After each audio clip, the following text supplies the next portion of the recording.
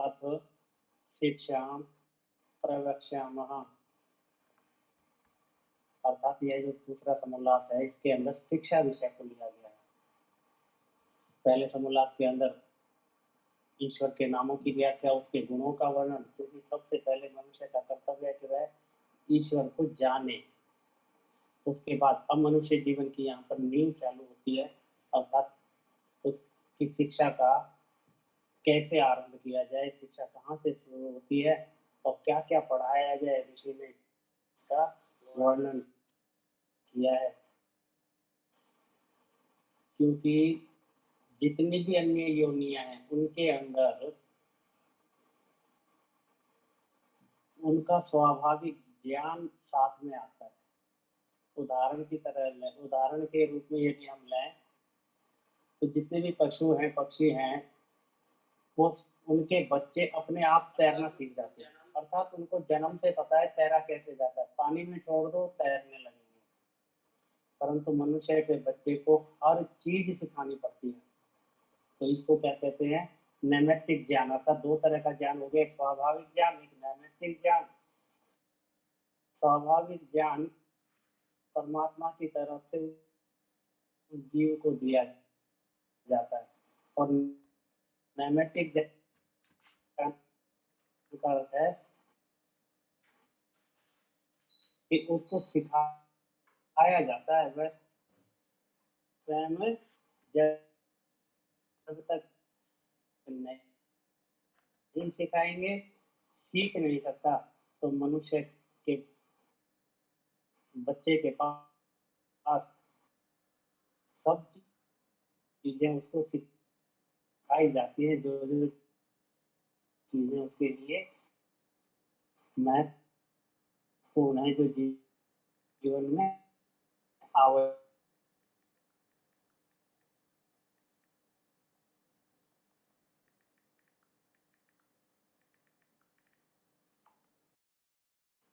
उसके अंदर ऋषि लिखते हैं, मातृमान पितृमान आचार्यवान पुरुषो वेदा। ये लिखते हैं, यह सतपथ ब्राह्मण का वचन है। वस्तुतः जब तीन उत्तम शिक्षक अर्थात एक माता, दूसरा पिता और तीसरा आचार्य होवे, तभी मनुष्य ज्ञानवान होता है। अर्थात इसको समझने का प्रयास करेंगे। लिखते हैं तीन शिक्षक, कौन कौन से? एक माता, एक पिता और एक आचार्य। इन तीनों के होने पर ही एक व्यक्ति ज्ञानवान होता है। अर्थात उसको ज्ञान प्राप्ति के लिए इन तीनों का होना आवश्यक है। और उसके साथ साथ बच्चा उतना नहीं सीख पाएगा, क्योंकि जितना ज्ञान माता पिता और आचार्य में होगा उतना ही वो दे पाएंगे। इसलिए इन तीनों का उत्तम होना आवश्यक है, तभी एक व्यक्ति ज्ञानवान हो सकता है। आगे ऋषि लिखते हैं, वह कुल धन्य है, वह संतान बड़ा भाग्यवान, जिसके माता पिता धार्मिक और विद्वान हो। अर्थात बहुत बड़ी महत्वपूर्ण सिद्धांत यहाँ पर दिया है कि वह कुल धन्य है, और दूसरा वह संतान भाग्यवान है, क्योंकि जिस कुल के अंदर बच्चा पैदा हुआ है वो, और वह संतान जिसके लिए कहा गया है, उन दोनों को भाग्यवान किस लिए कहा है? कि जिसकी लिखा है, जिसके माता पिता धार्मिक और विद्वान हो। पीछे भी इसकी चर्चा की थी कि दोनों चीजें आवश्यक हैं, धार्मिक होना भी और विद्वान होना भी। क्योंकि धार्मिक होना, यदि दोनों में से यदि एक व्यक्ति धार्मिक है या केवल विद्वान है, तो क्या होगा? शिक्षा पूरी नहीं हो पाएगी। केवल धार्मिक व्यक्ति पूर्ण ज्ञान नहीं दे सकता, और यदि यदि माता पिता आचार्य में से धार्मिक नहीं और विद्वान है, तो आज की जो व्यवस्थाएं शिक्षा की हैं वो बनी रहेगी। अर्थात दोनों का होना आवश्यक है, विद्वान भी और धार्मिक भी। इसीलिए ऋषि ने यहाँ पर आरंभ में लिख दिया कि माता पिता और आचार्य तीनों के तीनों उत्तम होने चाहिए, और साथ में लिखा है वह कुल धन्य है, और वह व्यक्ति, वह बालक भाग्यवान है जिस जिसको जिसके माता और पिता धार्मिक और विद्वान हैं। लिखते हैं, जितना माता से संतानों को उपदेश और उपकार पहुंचता है उतना किसी से नहीं। देखो, तीनों के अंदर माता पिता और आचार्य, आचार्य की शिक्षा कितने वर्षों तक होती है? और माता के पास बालक कितने वर्ष तक रहता है, परंतु सबसे पहले क्या लिखा है कि जितना माता से संतानों को उपदेश और उपकार पहुंचता है उतना किसी अन्य कोई नहीं कर, समझें कि जैसे तो जितनी नींव सुदृढ़ होगी अच्छी होगी, अन्यथा नींव में कमी होने पर चाहे भवन के अंदर आप कितना ही अच्छा कर लें, परंतु नींव कमजोर होने से भवन को अच्छा नहीं कहा जा सकता। इसी तरह माता क्या है, शिक्षा की नींव है। माता वहां से शिक्षा शुरू करती है। जैसे जैसे संस्कार माता देगी वैसे ही वैसे बच्चे को आगे संस्कार मिलते चले जाएंगे। तो लिखते हैं जैसे माता संतानों पर प्रेम और उनका हित करना चाहती है उतना अन्य कोई नहीं करता। यहाँ पर इसी ने दो पंक्तियों के अंदर माता के बारे में इतना लिखा है कि जितना उपकार माता कर सकती है उतना अन्य कोई नहीं कर सकता। इसीलिए मातृमान अर्थात प्रशस्ता धार्मिकी विदुषी माता विद्यते यस्य स मातृमान, धन्य वह माता है जो कि गर्भाधान से लेकर जब तक पूरी विद्या न हो तब तक सुशीलता का उपदेश करे। अर्थात माता की शिक्षा बच्चे के लिए कहाँ से शुरू होती है, कहते हैं गर्भाधान से शुरू होती है। और आज हम शिक्षा कहाँ से शुरू करते हैं, बोले जी नर्सरी से शुरू होती है।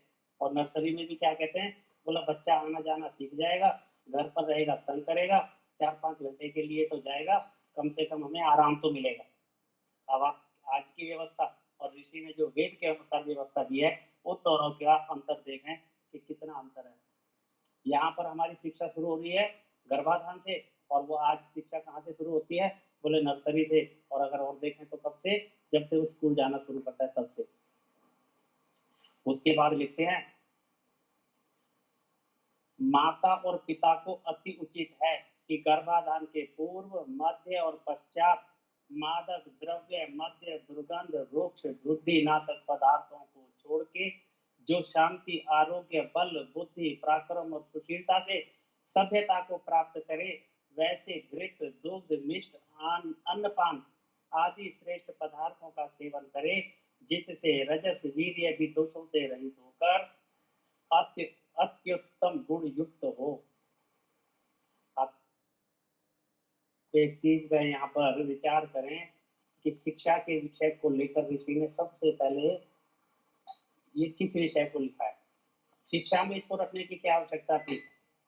अभी ऊपर ऋषि ने जो पंक्ति की थी कि धन्य है वह माता जो गर्भाधान से लेकर जब तक विद्या पूरी ना हो, तो अर्थात शिक्षा कहाँ से शुरू हुई, गर्भाधान से। और उसके तुरंत बाद ऋषि लिखते हैं गर्भाधान से पहले की बात, कि अभी गर्भाधान भी नहीं है उससे पूर्व। तो लिखते हैं माता पिता यहाँ दोनों का कर्तव्य बताया कि गर्भाधान से पूर्व क्या करें, कि अपना खान पान सुधार लें, खान पान के ऊपर पूरा पूरा ध्यान दें। इस खान पान का शिक्षा से क्या अर्थ है, इस पूरे पद्य के अंदर इस चीज का ऋषि यहाँ पर लिखेंगे। अर्थात शिक्षा कहाँ से शुरू हो गई, गर्भाधान से पहले से ही। और किस लिए यहाँ पर शब्द लिखे कि जो शांति आरोग्य बल बुद्धि पराक्रम और सुशीलता से सभ्यता को प्राप्त करें वैसे घृत दुग्ध मिष्टान पान आदि श्रेष्ठ पदार्थों का सेवन करें। क्योंकि इन पदार्थों का सेवन करने से उसके बाद जो गर्भाधान होगा, जो बच्चा पैदा होगा वो कैसा होगा, वह बुद्धिशाली होगा, पराक्रमशाली होगा, वीर होगा, उसके अंदर बुद्धि अधिक होगी। इसीलिए क्योंकि शिक्षा के लिए सबसे ज्यादा आवश्यकता किस चीज की है, बच्चे के स्वास्थ्य की है, उसके बुद्धिमान होने की है। यदि बच्चा बुद्धिमान नहीं होगा तो चाहे माता पिता आचार्य कितना ही उसको पढ़ा लें वह बच्चा शिक्षा ग्रहण नहीं कर सकता। इसलिए एक बालक की शिक्षा कहाँ से शुरू हो गई, गर्भाधान से पहले से शुरू हो गई। उसके लिए पहले से ही विचार शुरू हो गया कि हमें बच्चा कैसा चाहिए। आगे ऋषि लिखते हैं जैसे ऋतु गमन की विधि अर्थात रजो दर्शन के 5वें दिवस से लेकर 16वें दिवस तक ऋतु दान देने का समय है, उन्हीं दिनों में से प्रथम के 4 दिन त्याज्य हैं, रहे 12 दिन उसमें एकादशी और त्रयोदशी को छोड़ के बाकी 10 रात्रियों में गर्भाधान करना उत्तम है। यहाँ पर उत्तम व्यवस्था दी है कि उत्तम कहा कैसे रहता है। उसके बाद लिखते हैं और रजोदर्शन के दिन से लेकर 16वीं रात्रि के पश्चात न समागम करना। पुनः जब तक ऋतुदान का समय पूर्वोक्त न आवे तब तक गर्भ स्थिति के पश्चात 1 वर्ष तक संयुक्त न हो। जब दोनों के शरीर में आरोग्य, परस्पर प्रसन्नता, किसी प्रकार का शोक न हो, जैसा चरक और सुश्रुत में भोजन छादन का विधान किया है। छादन शब्द का वैसे अर्थ आता है कि जो हम वस्त्र आदि पहनते हैं उसको छादन कहते हैं, और यहाँ भोजन छादन अर्थात रहन सहन का पूरा खान पान रहन सहन उसके लिए का है। सुश्रुत में भोजन छादन का विधान और मनुस्मृति में स्त्री पुरुष की प्रसन्नता की रीति लिखी है, उसी प्रकार करें और वर्तें। गर्भाधान के पश्चात स्त्री को बहुत सावधानी से भोजन छादन करना चाहिए। पश्चात 1 वर्ष पर्यंत स्त्री पुरुष का संग न करे। बुद्धि, बल, रूप, आरोग्य, पराक्रम, शांति आदि गुणकारक द्रव्यों का ही सेवन स्त्री करते रहे कि जब तक संतान का जन्म न हो। अर्थात शिक्षा जैसे मैंने पहले बताया कहाँ से शुरू हुई, गर्भाधान के पहले से शुरू हुई, और ऋषि ने यहाँ पर इन पंक्तियों का बार बार प्रयोग किया है। कहते हैं कि बुद्धि, बल, रूप, आरोग्य, पराक्रम, शांति आदि गुणकारक द्रव्यों का सेवन करना चाहिए, अर्थात जिनसे बच्चे की ये इन चीजों की प्राप्ति हो, अर्थात उसका शरीर बलशाली बने, बुद्धिवर्धक हो, रूप, आरोग्य आदि उसके अंदर आ जाए, ऐसे पदार्थों का सेवन करे। इसलिए वहीं से बच्चे के निर्माण की प्रक्रिया शुरू होती है, क्योंकि शिक्षा उसी को दी जा सकती है जो बच्चा स्वस्थ होगा। लिखते हैं, जब जन्म हो तब अच्छे सुगंधित जल से बालक को स्नान, नाड़ी छेदन करके सुगंधित युक्त घृत आदि का होम और स्त्री के विश्राम भोजन की यथा योग्य प्रबंध करे कि जिससे बालक और स्त्री का शरीर क्रमशः आरोग्य और पुष्ट होगा। यहाँ पर फिर आरोग्यता की बात ऋषि कर रहे हैं कि बच्चे के अंदर किसी भी तरह की कमी ना रह जाए। ऐसा पदार्थ उसकी माता व धाई खावे कि जिससे दूध में भी उत्तम गुण प्राप्त हो। प्रसूता का दूध 6 दिन तक बालक को पिलावे, पश्चात धाई पिलाया करे, परंतु धाई को उत्तम पदार्थों का खान पान माता पिता करावे। जो कोई दरिद्र हो, धाई को ना रख सके, तो वे गाय व बकरी के दूध में उत्तम औषधि जो कि बुद्धि, पराक्रम, आरोग्य हारी हो, करने हारी हो, उनको शुद्ध जल में भिजा ओटा छान के दूध के समान जल मिला के बालक को पिलावे।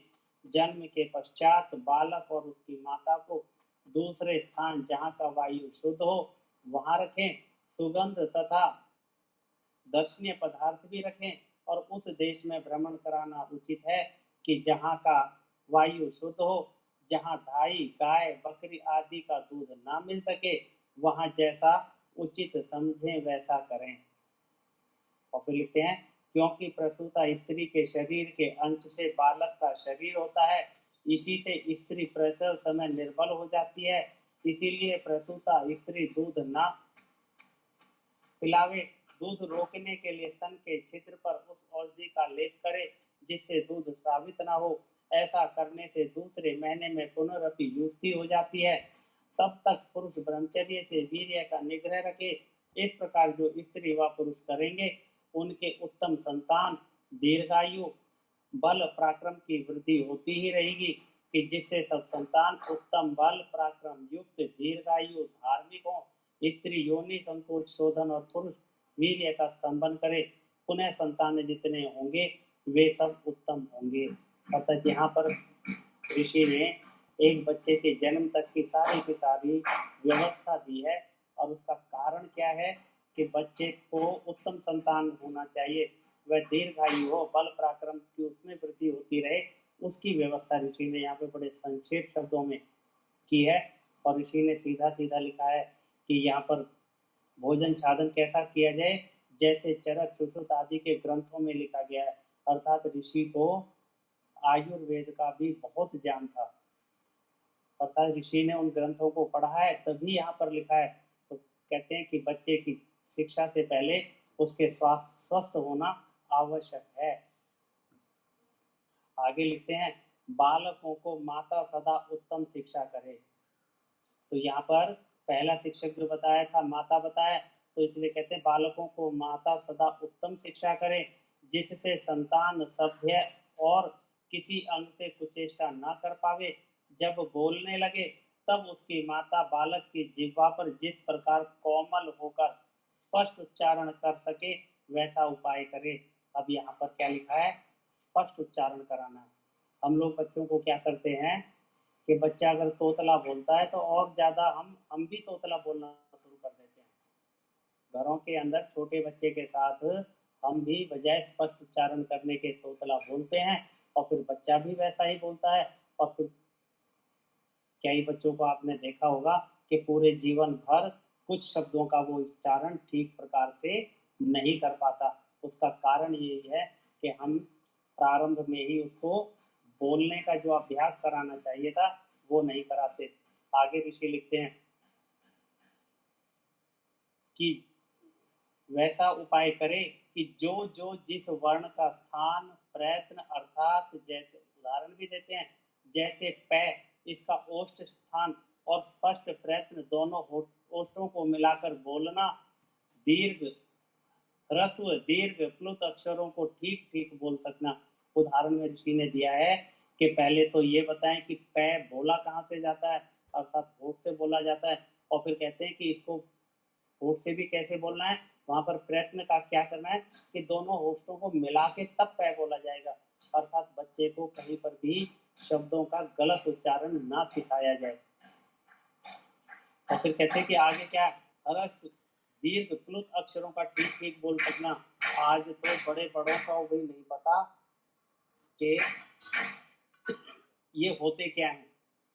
अर्थात व्याकरण की जानकारी हम लोग कॉलेजों में पढ़ जाते हैं और तब भी भाषा के व्याकरण की जानकारी हमें नहीं हो पाती।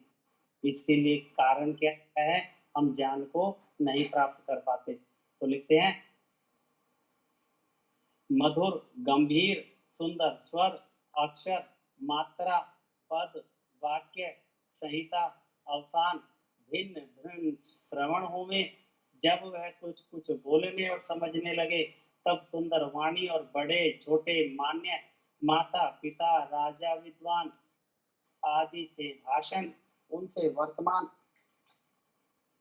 और उनके पास बैठने आदि की भी शिक्षा करें। अब ये देखो कि छोटे से बच्चे को कितनी शिक्षा करनी है। अर्थात उसको पहले वर्ण व्यवस्था आदि पूरी सिखाई जाए कि कौन कौन से अक्षर को कहाँ कहाँ से बोलना है, उसके अंदर कहीं भी गलती ना करे। और उसके बाद कहते हैं मधुर गंभीर सुंदर स्वर अक्षर मात्रा पद वाक्य संहिता अवसान। अवसान कहते हैं जहाँ पर विराम आदि लगते हैं, अर्थात कहाँ पर रुकना है कहाँ पर अल्प विराम करना है, उन सब का माता शिक्षा कर दे। अर्थात ये सब के सब सबसे पहले सिखाए जाने चाहिए।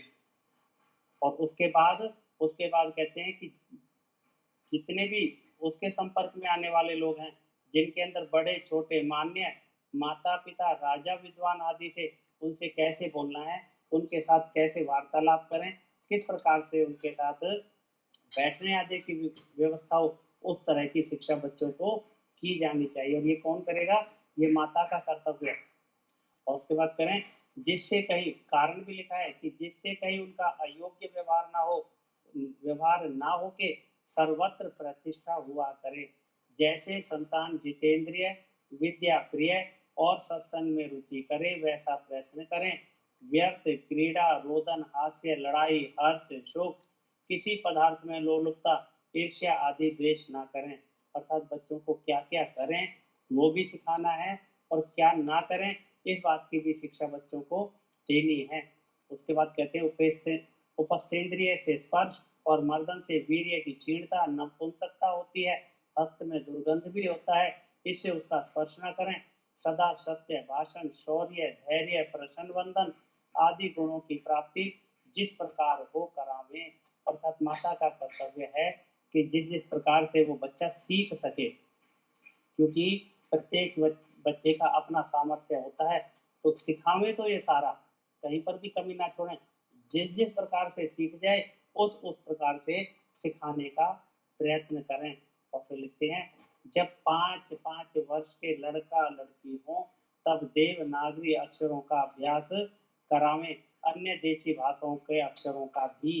अर्थात देवनागरी की भाषा को सिखाएं, उसका व्याकरण सिखाएं और उसके बाद जो स्थानीय भाषा है उसका भी ज्ञान कराएं, जो अन्य देशीय भाषा हैं उनका भी ज्ञान कराएं।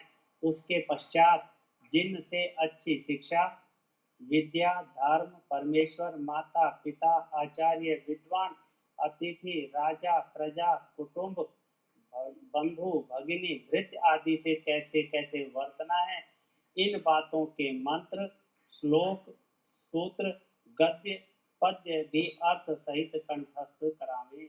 अब देखो कि बच्चे को 5 वर्ष के अंदर जितने भी संपर्क के लोग हैं, छोटे और बड़े, विद्वान, अतिथि, राजा तक भी लिखा है कि उनके साथ कैसा कैसा व्यवहार करें। और फिर उसके बाद क्या है कि इन बातों के अर्थात इन व्यवहारों के और इन ज्ञान के कहते हैं मंत्र, श्लोक, सूत्र, गद्य, पद्य भी अर्थ सहित कंठस्थ करावें।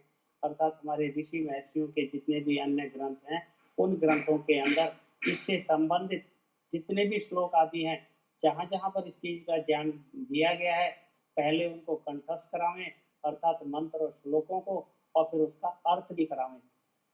खाली कंठस्थ नहीं, क्योंकि छोटा बच्चा क्या होता है, जितना भी आप उसे बताते जाएंगे वो सारे का सारा याद तो कर लेता है, अर्थ नहीं मालूम होता।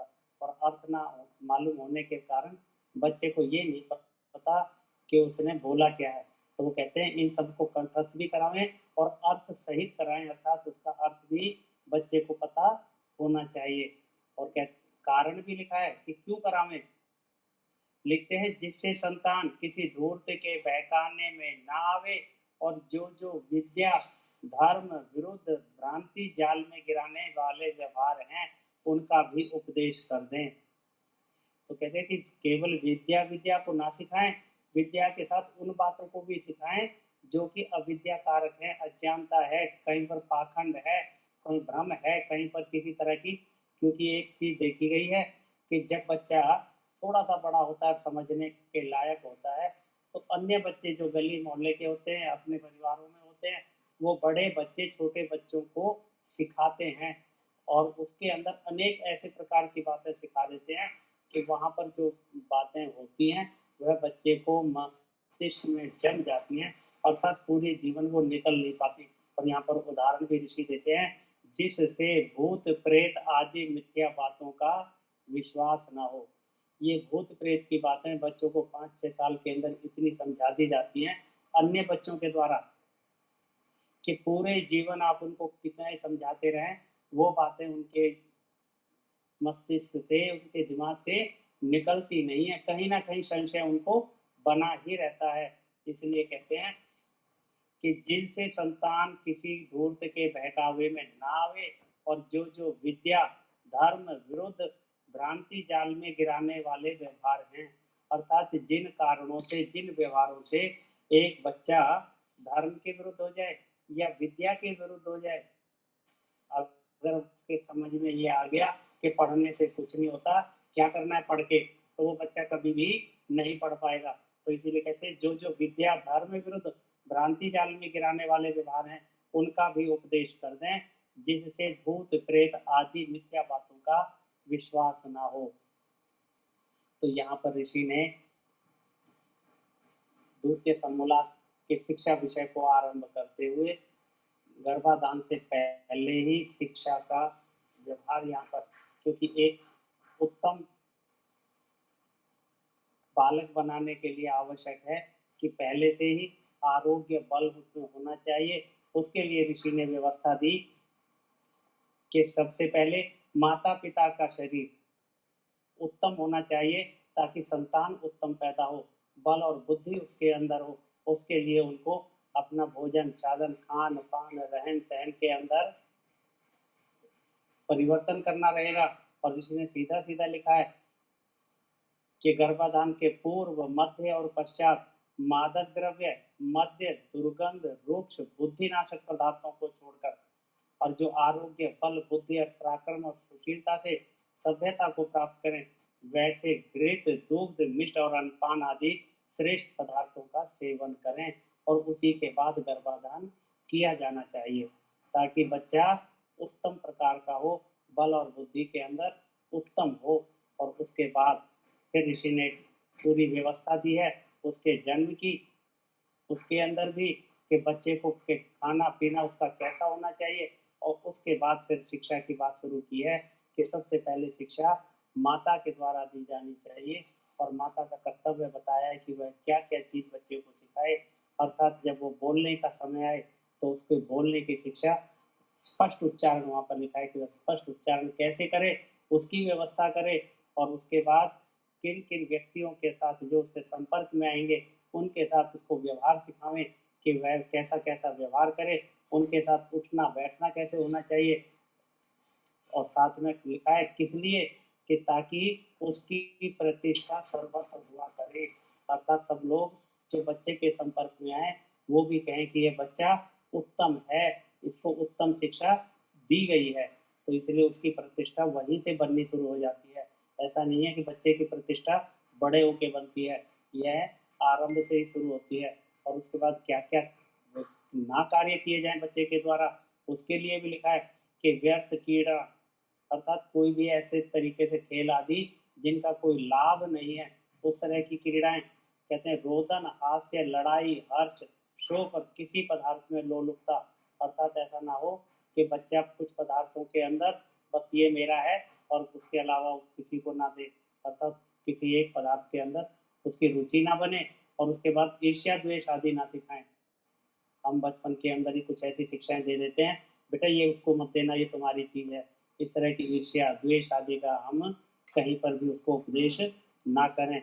और उसके बाद लिखा है कि जब वह 5 वर्ष का हो जाए तब उसको देवनागरी अक्षरों का अभ्यास, और उसके बाद माता पिता आचार्य विद्वान अतिथि राजा कुटुंब आदि को किस तरीके से बरतें, इन सब बातों के मंत्र श्लोक और अन्य जो ज्ञान है उसको कराया करें।